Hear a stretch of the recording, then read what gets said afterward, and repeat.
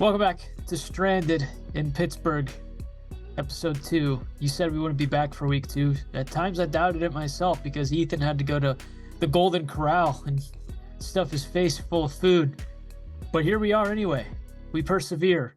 The best do. The best always persevere through the tough times. It's Nick, it's Jack, and it's Ethan himself with the casting couch behind him. Here again to talk all things Pittsburgh sports with you. And Jack, it's a moment you've dreamt of. Almost a double whammy. Not only are we starting with the Pittsburgh Penguins after 4 years of you begging me to prioritize hockey more, but we're starting the Penguins because Kyle Dubas has arrived. I don't think we've ever started a show off with hockey at the top of the hour, but this has been such a joy all today, from when they announced it at around 11 o'clock to when you saw him get up at 12:30 and had a statement prepared. He set out what he wanted the team to do, set out his vision for the team, had an answer for every single question. And I mean, every single detail of every question. You could tell that he put a lot of thought into running this team, but also, like, I saw a lot of people, and this is why, like, I'm at this impasse where I don't know if, like, there's really going to be a problem between Toronto and Pittsburgh as far as fan bases go, but a lot of people calling Dubas a fraud and saying that he turned his back because he said he really couldn't see himself, working anywhere else. Mind you, he said that before Shanahan pulled the rug out from under him. That was when there were still plans that he was coming back, and he had expressed to that team that he wanted to come back. So I'm not going to sit here and have people question the integrity of my team's president of hockey ops, because that's right. We finally have some leadership that's willing to give a damn and be an active leader in the organization. He's already talked to the main guys. He's already talked to the core. He's met with Sullivan and Crosby. I mean, the Crosby pitch was essentially what really made him consider it realistically. Him and his family toured around the city. They loved it. The Penguins in Fenway did a great job of bringing him in and courting him, and it took a while. And I think he's in the best position that he can be in, because with him as president of hockey ops, he has the level of power and access that he never had in Toronto, which is why this is going to work so well. No matter who he picks as general manager, he basically said up until the draft, I'm the guy calling the shots. And I don't think that's ever really going to change. And I'm fine with that. That's what I kind of wanted this to be. And again, just going back to, like, people are asking questions about, what are you going to do with Jari? How are you going to evaluate Jari? What are you going to do about the core? What are you going to do with, like, all the landmines that come with picking up this job? And I mean, we all saw the quote, people talking about the uncertainty with taking this job. And I mean, I have the quote in full, and essentially said, even going back to the time when he was in Toronto, when he was, still, whether he had just left and he was talking to people about taking his job, there were a lot of doubters. But the conclusion he came to said, quote, I heard a lot of people skeptical of the team's ability to contend. And the way that I view it is, if people want to bet against Mike Sullivan, Sidney Crosby, Evgeny Malkin, Chris Letang, and others, they can go ahead and do so. I'm going to bet on them and go with them. He's bought in. He wants to be the front office executive face of this team, and he's willing to put in some real man hours, not just sit there in your office with your tie hanging lazily around your neck as president of hockey ops, Brian Burke. I mean, seriously, this guy's actually going to go to work, interact with player personnel and coaching personnel, and it's such a breath of fresh air. After you saw one of the most complacent examples of Penguins leadership since, I'm pretty sure, going back to when they were filing for bankruptcy in 2005. This is a completely new era of Penguins hockey, and Dubas knows exactly what Sullivan needs to win, because he watched this team win 2 cups and compete and win for his entire time as a general manager and assistant general manager with the Maple Leafs. He knows what Pittsburgh's all about, and now he's here. He has the reins. I can't be happier. I know that it's just going to be a great season. A lot of people still have their doubts about it. I'm fully convinced this is going to be one of the most interesting and also one of the most fun Penguin seasons, because you're not going to see what you saw last year in the fact that you had 2 guys who were completely hands off And when they were asked about questions, look at the complete opposite. I mean, Kyle Dubas's press conference today was the antithesis of what Hextall's entire tenure was with the Penguins. Because when Hextall met with Fenway ownership, and I said this last week because it came out in the report on The Athletic by Yoey and Rossi, he didn't have a plan. Because they asked him if you could, what was your plan on the hockey side of things? And he was like, it's in my head. I can't put it on paper, but it's in my head. And they made him go and print it out in the office space of the hotel they were in. Dubas has a plan. He said it's a two-pronged plan to where he's going to focus on getting this team where they need to go to win now, and also making sure that the time in between this core leaving and the new generational era of Penguins hockey after this core is done, minimizing that gap in between where this team isn't a contender. This guy is willing to really take this team to the limit. And I've said as much as I can, but I'm just really excited about this. I've been waiting for this for a long time. I had no clue he was excited. I don't know about you, Ethan, but that wasn't very contagious, his excitement there. Yeah, no, I mean, it's a great day to be a Penguin fan. It's a start of a new era for the Pittsburgh Penguins, and just to see the deal finally done after all the talk that went on over the past week or so. Will it happen? What's going on? What's the holdup? Everything's done. I don't really have much more to add because Jack pretty much covered it all and talked about it all. But I'm just glad that it's all said and done, and now they can shift their focus on, shoring up the rest of that front office. They've got their guy. Now they got to figure out some other things from there and go from there. But, overall, just great hire. And I like a nice injection of some youth in the front office there. I don't know. I mean, I'm just like that across the board, whatever sport it may be. I always like a front office that tries to be reinvigorated by the youth, and to have Dubas, who's only 37 right now, be able to control this team and have some say in this team and have a lot of say and, be able to call the shots. I think this is the perfect scenario the Penguins could be in after a disappointing end to the season and a disappointing end to the Ron Hextall era. What an era it was. The other thing is, he's not got more. even. But like Dubas's age, he's 39. You don't know really what you're getting. Yeah. Like, well, does he have the experience? This is a guy who was a scout for the Sault Ste. Marie Greyhounds when he was 17 years old, and he was their general manager at 25. He was an assistant general manager with the Leafs when he was 27, I think, 27, 28. He's been around. He's been born to run a hockey team. This is what this guy lives, eats, and breathes. I mean, it's you can't have a better fit as far as a guy who's young and is ambitious and has a great idea, philosophy, and vision for what this team can be in the next couple of years, because he knows there's juice left in the tank, and he's going to get every drop of it out by the time that he's done with this core. And I think that's kind of what was so encouraging to hear about that quote that you brought up, where he lists Sullivan, Malkin, Letang, and Crosby and talks about, if people want to doubt them, go ahead, but I'm not.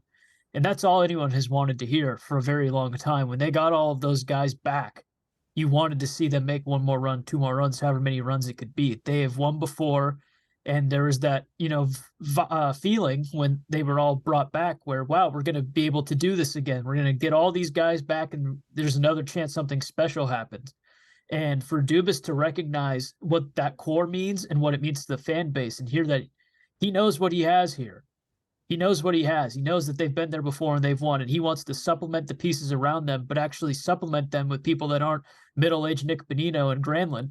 I think it's really exciting, and that it's very encouraging to hear him acknowledge the things that we have thought for a very long time, but that the previous, I'll say, administration didn't want to, do correctly.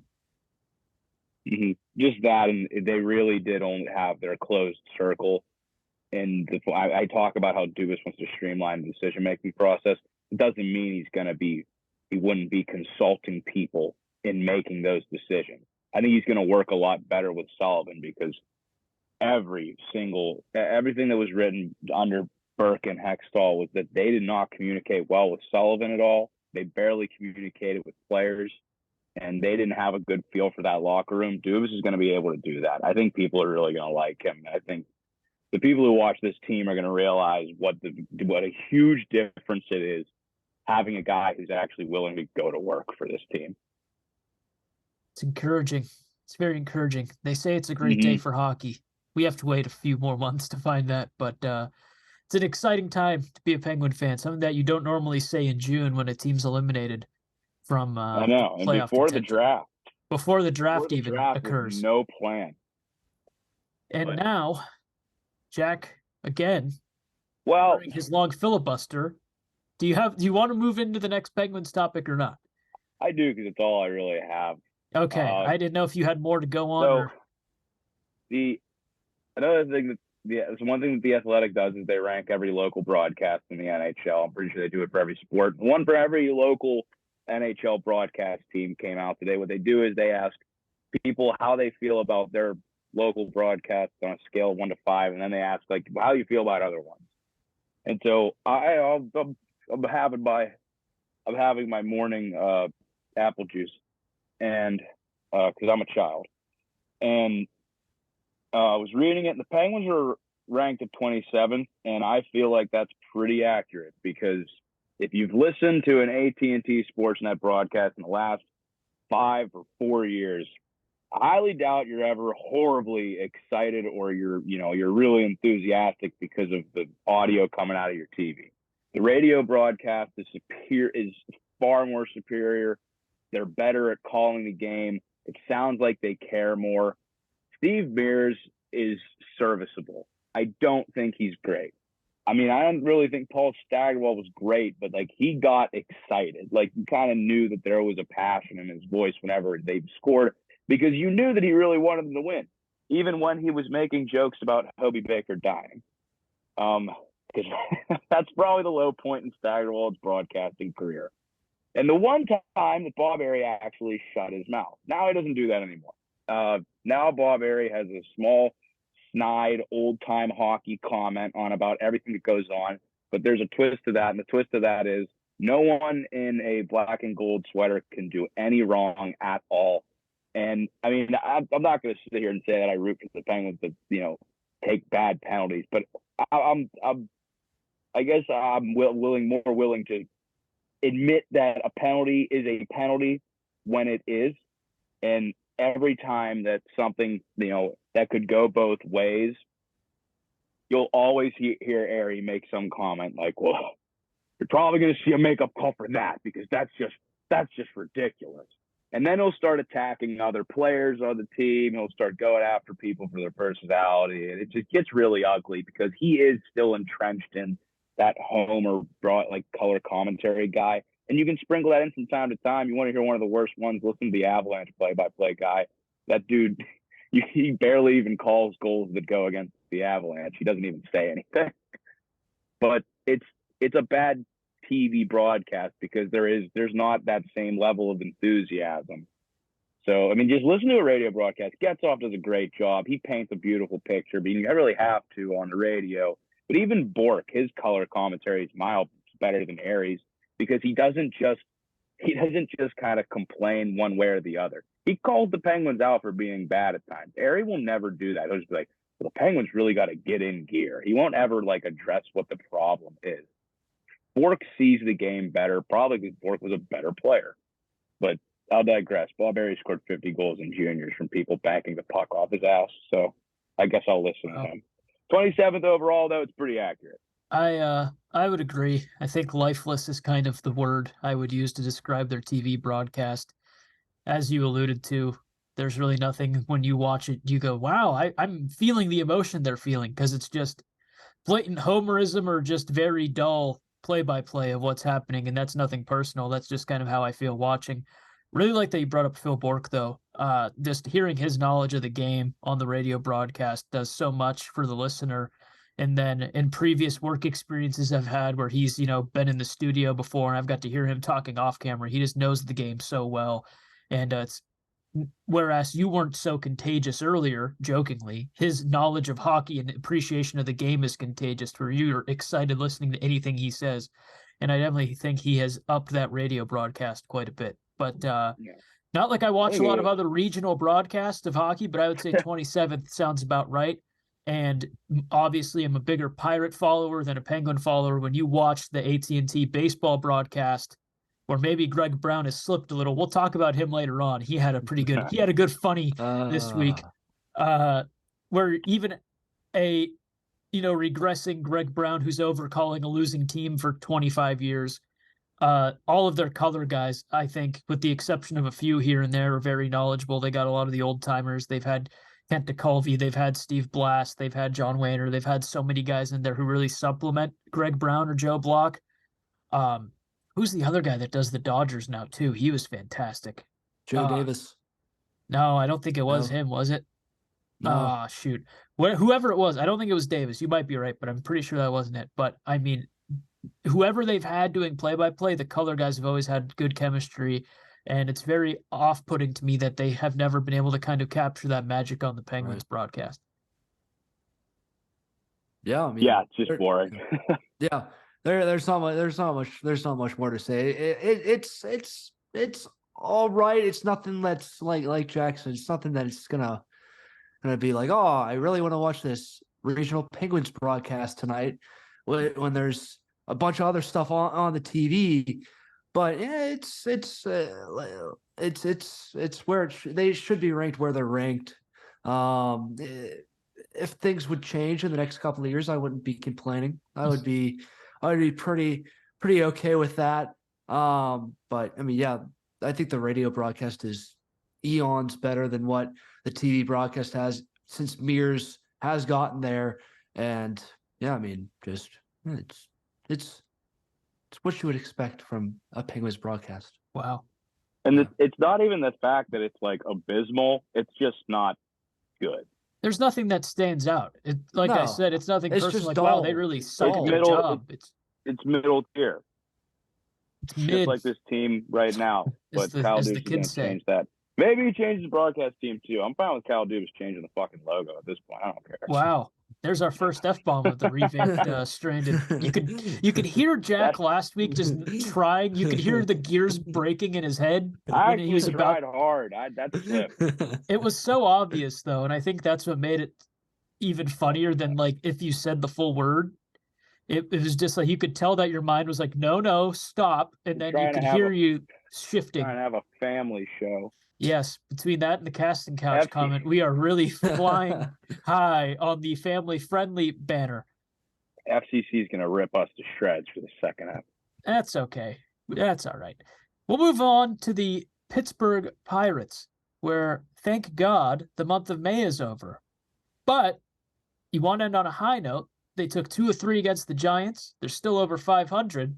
And they play some not good teams here in the month of June, where Kutch and Reynolds have historically always heated up here in this third month of the season. So as much as we said they suck, as much as Rich Hill got shellacked after Jack sang his praises last week, there are still some things to kind of hold on to here and hold out a little hope, because as they move into this divisional series against the St. Louis Cardinals, Pirates are still obviously 1 game over 500. They can win games or win series that they should win and play relatively 500 ball. It looks like that might be enough here to be in the NL Central picture throughout the majority of the season, assuming nothing crazy happens. So, Ethan, what's your take on the Pirates right now? How do you feel about May and that West Coast swing there to end the month?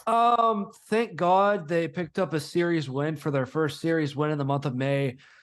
Yesterday at the deadline, San Francisco, they went on Blackboard and hit submit at 11:59. Right. But finally they get it done. That was a big sigh of relief for the Pirates there, and just to get out of that West Coast win, they showed some flashes in that Seattle series. I think they had 7 home runs in that game 1 win on Friday, and it seemed like that offense was finally going to get out of the basement from where they've been struggling so much for in that month of May. But then Saturday and Sunday told us a different picture with the offense struggling. But in that San Francisco series, after getting shellacked on Monday in the series opener down by the Bay, they bounced back for 2 wins Tuesday and Wednesday, and beat up San Fran pretty good on Wednesday to take that series. So in a much better spot. Ben Cherington said on Sunday on 93.7 The Fan, he said that, they're still exceeding expectations. And I agree, like, this team's still a game over 500. Nobody thought that this team would still be a game over 500 in the month of May. Yes, if you look from April, from where they were 20-8 to now where they're, I think, 28-27 or 27-26. Yes, is it a letdown? Yes, are they now below expectations? Yes, but they're still, winning games. I guess you could say they're winning games now, or hopefully they can start stringing together games now to where they can keep pace with this very, very bad NL Central division, where I think it's anybody's race and anybody's division for the taking. So if the Pirates could just hang around and stick around and get some pieces back. Yes, Vince Velasquez had a terrible outing to start back, and he left with some elbow discomfort. Hopefully he's back in these next couple of weeks, and he can get back in his April groove. The Pirates can be there and can get back to where they were before. Yes, they've dealt with some injuries. Yes, there have been some questionable lineup decisions by Shelton. But overall, if they can just get back to winning some games and stringing together some ball games, they don't have to go on that pace that they did in April, but they just have to get some ball games here and there. And Nick, like you said, they play St. Louis, they play Oakland during this homestand. So it's going to be very important to take, two very winnable series against the Cards and against Oakland this week, and they'll be in a much better spot than where they were before. So it's going to be very crucial these first 2 series in June to really jump on it, and I think they can do it. I think they have the pieces to where they can compete. I'm not saying playoffs. I'm not saying they'll make it to the playoffs. They're still a year away from that. I still think 2024 is their year. But if you want to make things exciting, which I would greatly appreciate, then just string together some wins and keep stringing together wins and keep playing average ball, which is all you need to do in this division. It's all you need to do. So if they can do that, they're going to be fine. But getting those 2 games out of San Fran, I couldn't be happier for where the Pirates sit, coming back home against and getting to play some winnable teams. Also sounds like O'Neal Cruz is a bit ahead of schedule based on some things I've seen. I think he's transitioning out. Yeah, he's transitioning out of his walking boot, I think. So that's also a good sign. And then Choi should be back, I think, relatively soon. Right. Santana's obviously not out long term. So things could be coming together. Hopefully things get resolved rather quickly. And again, they can make the most of that homestand. Cardinals are 5-5 in their last 10, 25-32 overall. Tomorrow, Rowanzi Contreras will be on the bump for Free Shirt Friday. 80s night, baby. 80s night. Saturday night, you want a bobblehead? You get an O'Neal Cruz bobblehead if you're one of the first 20,000 people there, I think. I think that's actually for the shirts. But you know what? We're not PR for the Pirates. They can do that on their own. Jack, what do you think about Dick Mountain and the boys? Well, for 80s night, I think they should give every club seat ticket a Quaalude. Wow. Family really show. Really make it 80s night. The those only big thing neon that I windbreaker have, pants on too. the only thing I have to add on to everything that Ethan kind of said, granted, Steele Dick didn't really have the best day recently, but I'm fine with that. He's gonna throw. He's still gonna be throwing balls at people's heads that may or may not hit them in the face or land in the strike zone. The one thing I did read is that there's been a lot of outcry for calling up Henry Davis or Andy Rodriguez, and it's not the fact that it's like their offense isn't enough. I heard Sherrington say, or I read that Sherrington said one of the things is they're having trouble blocking the ball on pitches in the dirt. Henry Davis missed the ball in the dirt and ended up causing the game-losing run to come across the plate. And that's why you still have Austin Hedges batting at like 158, but he blocks every ball. Apparently, he works better with the pitchers. I say, I just watched Moneyball, so he gets on base. So bring him up. I did just recently watch Moneyball. It took me longer than I expected.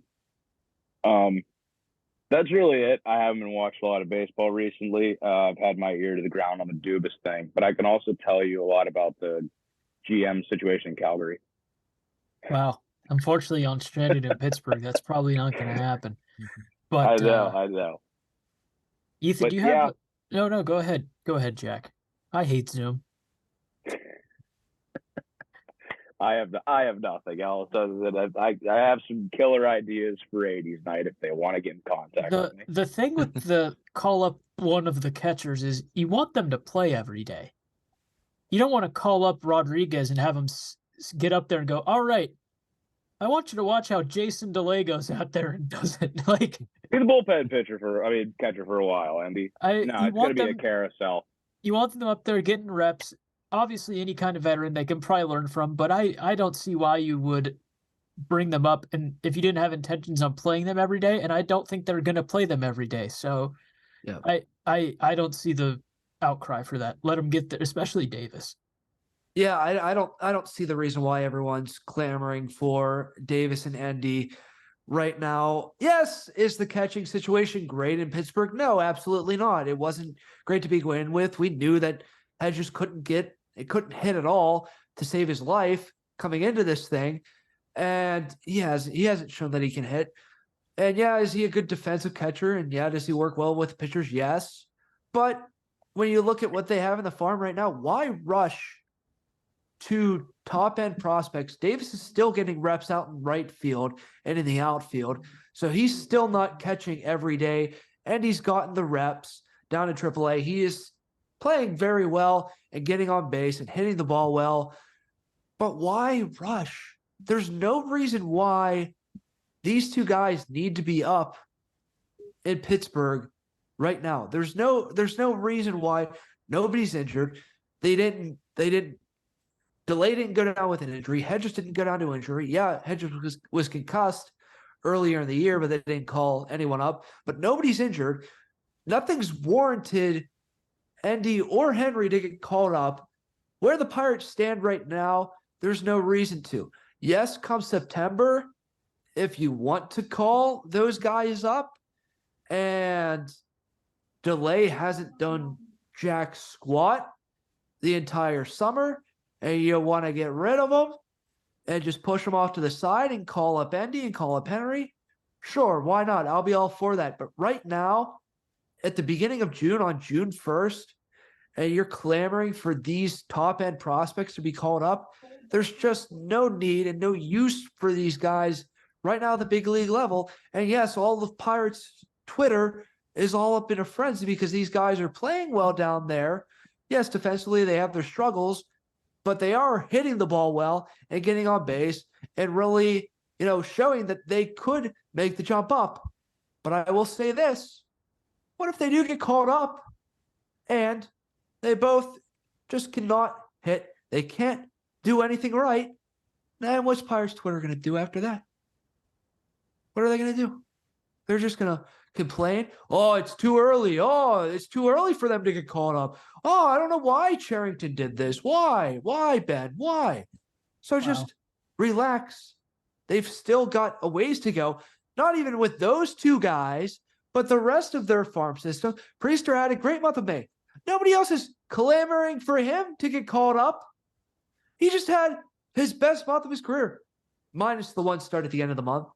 But he's had this insane month of May. There's been injuries on the pitching staff. He's in AAA. He should be ready to make that jump. They're not doing anything with him. And I say, fine, it's okay. Because you want to know what? He's probably going to spend his time in the bullpen up in the major leagues. And I'd rather him be getting reps as a starter in AAA than being in the bullpen for the Pirates right now. There's just no rhyme of reason on why these guys need to be called up now. Continue to get your reps down there. Continue to play well. Continue to perform well. and then you'll get your call. Just gotta wait it out. Once again, and I know it's hard because the Pirates have done a hell of a lot of losing over these past several years since the 13-15 window, and a lot before that. So I get it. It's hard. It's difficult, but just wait, and a little bit longer, a pinch longer. That was just Ethan's Sermon on the Mount. That was inspirational. I do agree with you on the Pirate Twitter thing. If either of those guys got called up and didn't succeed with flying colors right away, everyone would be blasting them for being too abrupt in terms of bringing them up and jumping the gun too much. So you want to see Pirates Twitter be really funny. Watch them lose a game to Oakland and see what Pirates Twitter says. I was just going to say that. You would think they committed acts of terrorism. That was a lot. They're going to be going at that team so much. And I don't say that to be dramatic. That's the truth. You will think something catastrophic has happened if the Pittsburgh Pirates struggle against Oakland in any of those 3 games. I'm fine with losing to the Possum team. I'm okay with it. I think it's more of a cultural impact now if we do. The one thing, Ethan, the reason that you see more for Andy Rodriguez and Henry Davis is because a video of a home run on Twitter is more easily circulated than a video of a guy throwing some really nice painted fastballs in the center. That's why. Yeah. Very true.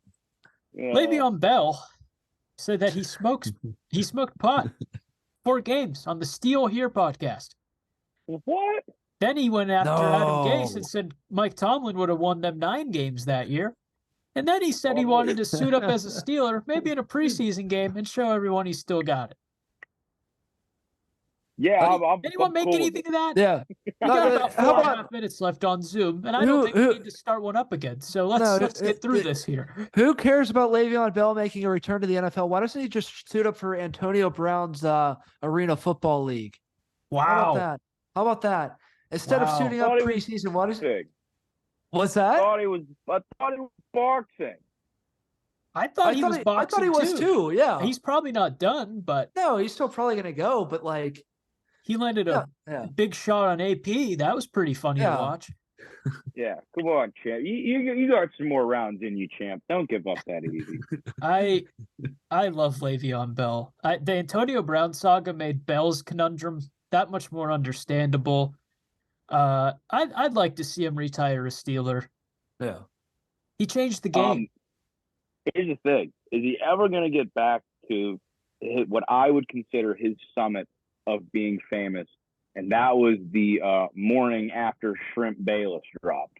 I was hoping you were going to bring Shrimp Bayless into this. Also, rip Shannon Sharp on Undisputed. Yeah, I saw that. I didn't read into it, though. But I feel like that's been a long time coming. It was heat. I don't when it came out, it was heat. If you listen to it now, it's probably gonna be some garbage, but it was heat that day that it came out. I listened to it. Everyone I knew listened to it. We thought it was hard. Next week we'll do something fun. Something fun with the Steelers. Schedule came out. We weren't doing this podcast when the schedule came out. We're gonna go game by game, brick by brick. I'm going to predict all wins. We're going to give you a win-loss next week right here on Stranded in Pittsburgh. Fun episode. Jack finally got to, get his gold stars. Penguins episode. Dubas is here. Emotions are at an all-time high with the Pens. Pirates won a series. Let's be cautiously optimistic. This has been Stranded in Pittsburgh, and this is the Rod Barajas of the week. Woo! This level is easy. I think this is one of the easiest ones I could give. Jordan Stahl. No, we're going to the gridiron. Yeah. Going to the gridiron. This man was a quarterback for 3 years for the Steelers, from 15 to 17. That's 2015 to 2017.